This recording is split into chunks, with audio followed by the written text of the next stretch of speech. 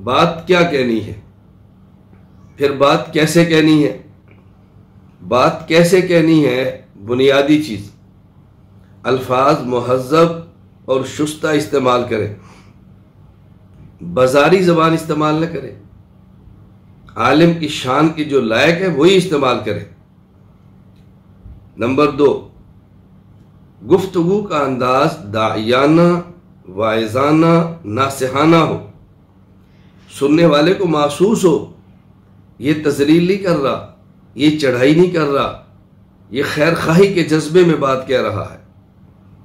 Number 3، بات رک رک کر کریں، سمجھا سمجھا کر کریں۔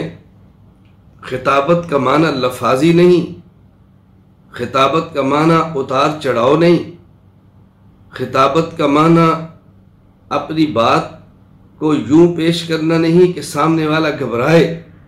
رک رک کر، ٹھہر ٹھہر کر بات کرو، سمجھاؤ بات۔ نمبر 4، گفتگو مخاطبین کی اور مجمع کی اور سامنے والوں کی رعایت کرتے ہوئے کرے۔